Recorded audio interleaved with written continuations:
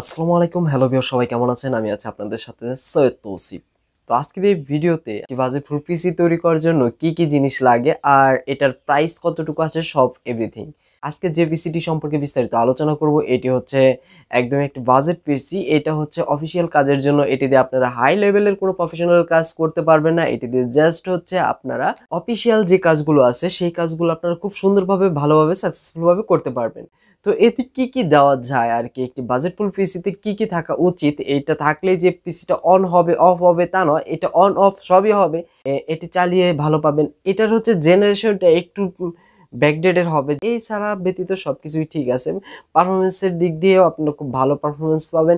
তো এটার মধ্যে আসলে কি কি দেওয়া যায় আর এটার মধ্যে কি কি থাকছে, তো এভরিথিং সবকিছু নিয়ে আজকের ভিডিওটি শুরু করছি। তো ফিরে আসছি একটু ব্রেকের পাওয়ার।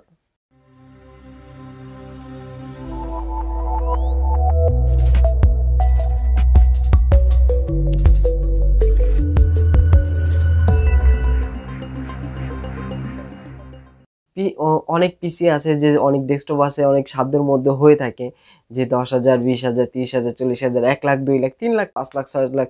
যাদের অ্যামাউন্ট বেশি তারা ভালো মানের পিসি বিল্ড করে, আর যাদের অ্যামাউন্ট কম তারা কিন্তু নর্মাল একটি পিসি বিল্ড করে থাকে।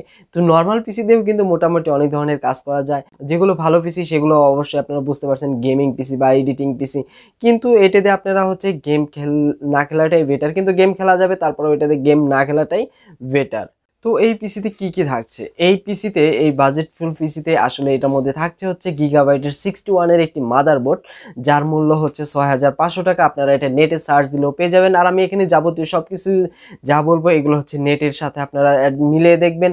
আর অবশ্যই নেটের যে প্রাইসটা দেওয়া থাকে বাজারের প্রাইসের সাথে অনেক সময় মিলে না, আবার অনেক সময় মিলে যায়। তো এতে কোনো কিছু নয় যে খুব ডিফারেন্স হয় বা খুব কম বেশি হয়, এটা কিন্তু নয়।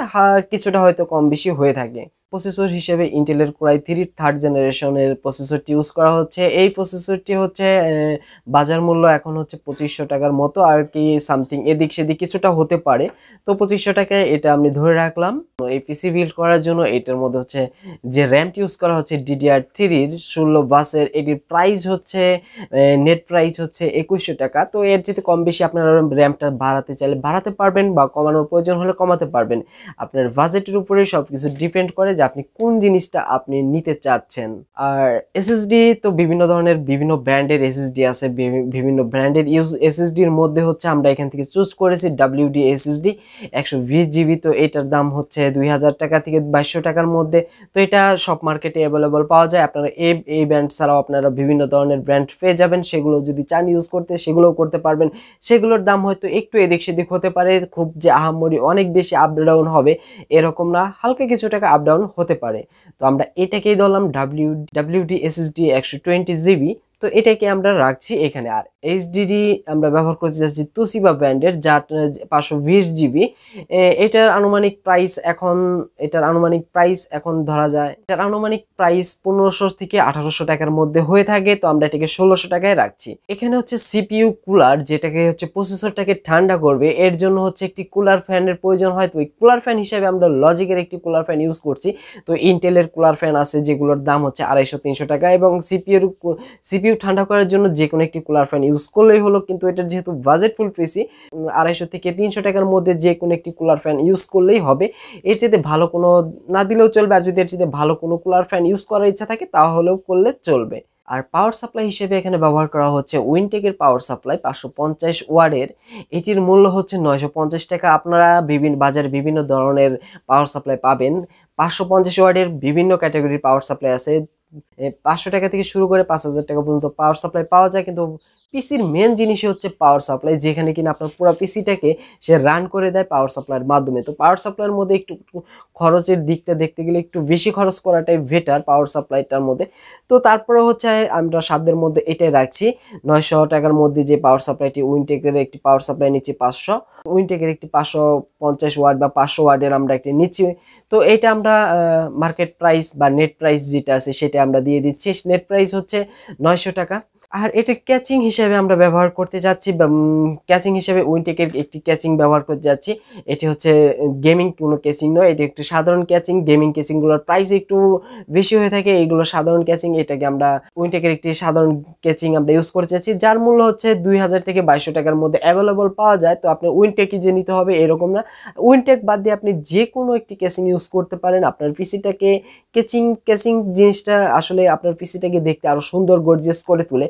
যে কেসিং জিনিসটা যদি দেখতে আরো অনেক সুন্দর হয়, মানে বাইরের লুকটা যদি অনেকটা সুন্দর দেখা যায়, তাহলে কিন্তু দেখতে অনেকটি গর্জিয়াস ভাব আসে। আর এটাই আর কি। কিবোর্ড হিসেবে এখানে ব্যবহার করা হচ্ছে A4 টেকের কিবোর্ড। A4 টেকের কিবোর্ড সম্পর্কে জানি আপনারা অনেকেই জানেন যে A4 টেক কিবোর্ড যারা ইউজ করেছেন অবশ্যই এই A4 টেক কিবোর্ড সম্পর্কে আপনাদের ধারণা আছে যে A4 টেক কিবোর্ড আসলে কেমন। আর A4 টেক কিবোর্ড সম্পর্কে বিস্তারিত আমার না বললেই চলবে, যারা ইউজ করছেন তারা তো অন্তত বুঝেন যে A4 টেক কিবোর্ডটা আসলে কেমন। A4 টেক কিবোর্ডের মূল্য হচ্ছে এখন বর্তমান বাজার মূল্য হচ্ছে 650 টাকা, কিন্তু আমরা এখানে 600 টাকায় ধরেছি, কারণ সবগুলো জিনিস একত্রে নিলে কিছুটা অন্তত ছাড় পাওয়ার সম্ভাবনা বেশি থাকে। মাউস হিসেবে এখানে মাইক্রোফ্যাকের একটি মাউস ইউজ করতে যাচ্ছি, এর বাজার মূল্য হচ্ছে 220 টাকা। 220 টাকা। আর এখানে মনিটর হিসেবে যেটা ব্যবহার করা, ইসনিকের একটি monitor, square LED square monitor, মানে চারিদিকে একই সমান। সেই মনিটরটি অ্যাকচুয়ালি ইউজ করতে যাচ্ছি। আপনার যদি বাজেট বেশি থাকে তাহলে আপনি এই মনিটর বাদ দিয়ে অন্য মনিটর ইউজ করতে পারেন। আর এগুলো এই মনিটরটির প্রাইস এখন বাজার মূল্য হচ্ছে 3800 থেকে 4000 টাকার মধ্যে আপনারা অ্যাভেলেবল পেয়ে যাবেন। আর এতক্ষণ যা আমি বললাম, এই 10টা না 11টা জিনিস, এই 11টা জিনিস কিন্তু আপনার 11টা জিনিস যখন আপনারা কোনো যারা পিসি বিল্ড করে থাকে তাদের সাথে যখন আপনি ডিসকাস করবেন, তারা দেখবেন আপনাদের প্রাইস সম্পর্কে সবকিছু A to Z বুঝিয়ে দিবে কোনটার প্রাইস কীরকম। কারণ এগুলোর বাজার আপ ডাউন করে থাকে, যে কোনো সময় বেড়ে যেতে পারে, আবার যে কোনো সময় কমে যেতে পারে।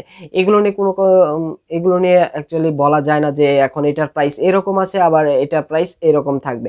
তো এটা হচ্ছে থার্ড জেনারেশনের একটি Core i3 পিসি বিল্ড সম্পর্কে বিস্তারিত আলোচনা করলাম। আর সম্পূর্ণ প্রাইসটাই কিন্তু নেট ভিত্তিক প্রাইস। আপনারা পিসি বিল্ডারদের সাথে আলাপ আলোচনা করে আপনারা সেটাকে আপনারা মিলিয়ে দেখতে পারেন। কিছু কিছু ক্ষেত্রে দেখা যায় যে নেটে যে প্রাইস আছে তার চাইতে বেশি প্রাইস চাচ্ছে হচ্ছে পিসি বিল্ড করার সময়। আবার অনেক সময় দেখা যায় যে নেটে যে প্রাইস আছে তার চাইতে কম খরচে আপনি এর চাইতে ভালো একটি পিসি পেয়ে যাচ্ছেন। তো অবশ্যই আমি ডিসকাস করলাম যে থার্ড জেনারেশন Core i3 পিসিতে আসলে কি লাগবে, এটা একটা মেন বিষয় যে আসলে কি লাগছে। তো সেইগুলো নিয়ে বিস্তারিত আলোচনা করলাম। তো এখানে প্রাইসগুলো এত ফ্যাক্টর না, প্রাইসগুলো আপনারা জাস্ট পিসি বিল্ডারদের কাছ থেকে জেনে নেবেন। এখানে প্রাইস জাস্ট আমি নেট প্রাইসগুলো এখানে বলে দিলাম, জাস্ট শুধু নেট প্রাইসগুলো এখানে আপনাদের বুঝিয়ে দিলাম। তো সবাই ভালো থাকবেন, সুস্থ থাকবেন, দেখা হবে পরবর্তী কোনো ভিডিওতে। আল্লাহ হাফেজ।